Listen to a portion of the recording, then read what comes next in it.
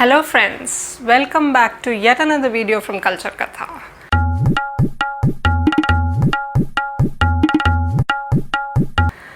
Picking up from where we left last week when we took a look at 3 of the 5 aspects of the Panchanga, namely the Vara, the Tithi and the Karana.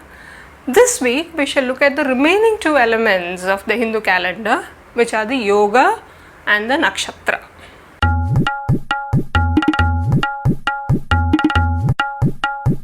Yoga is another division of time in the Panchanga. The word yoga, as you would all know, means union or alignment. The yoga mentioned in the Panchanga refers to the interactions between the sun and the moon, the 2 key celestial bodies whose movements are tracked in our calendars.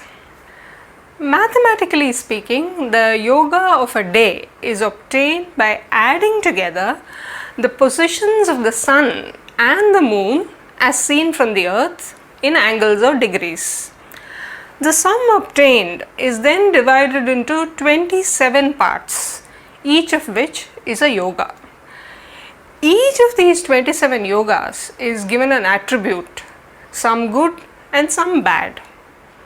And the yoga prevailing at sunrise is taken to be the yoga for the day. Now, yoga is important from the point of view of casting a birth chart or kundali, and also for fixing the appropriate time to carry out specific activities.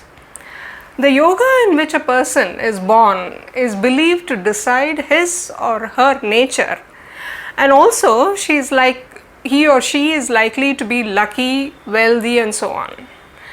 As mentioned earlier, yoga also helps fix the muhurta or the right time to carry out some specific actions.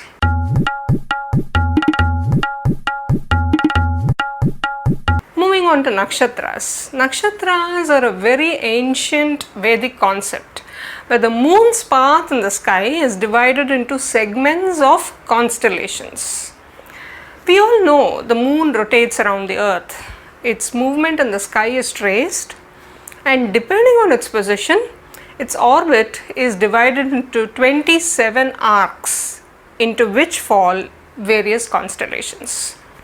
In other words, the nakshatra system is used to plot the moon with respect to the other stars in the sky.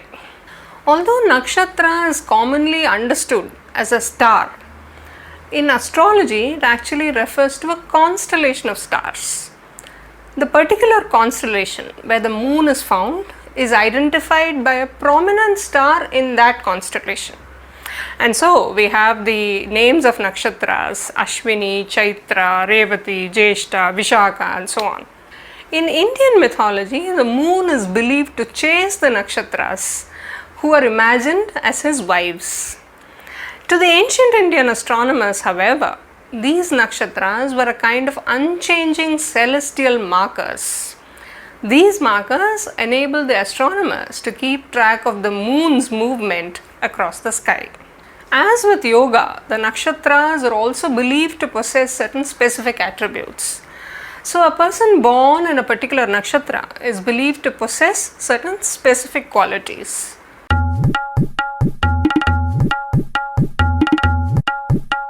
Friends, over the last 2 videos, we have looked at 5 elements or limbs of the Panchanga in brief.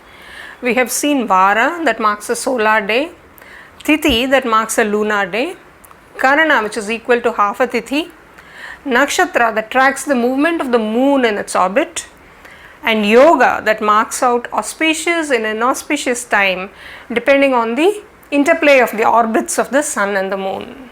But you might notice that of the above 5 limbs of the Panchanga, Nakshatra, Tithi and Karana are based on the movement of the moon, while only the Vara is based on the movement of the sun. Yoga, of course, takes into consideration the orbits of both the sun and the moon. So we find that 4 out of the 5 elements of the Panchanga are based on the moon's movement, making our calendars a largely lunar calendar. This is because to the ancient man, moon was the most clearly visible celestial body whose rotation around the Earth and its movement in the sky relative to the other stars could be clearly tracked.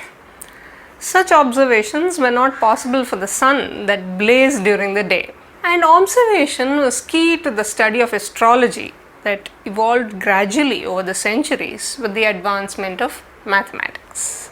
But why was there a need to develop a calendar with so much detailing?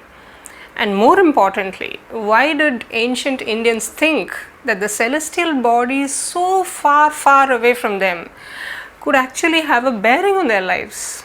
For all this and more, look out for my next video where we shall look at the history and evolution of soothsaying and fortune telling in ancient India.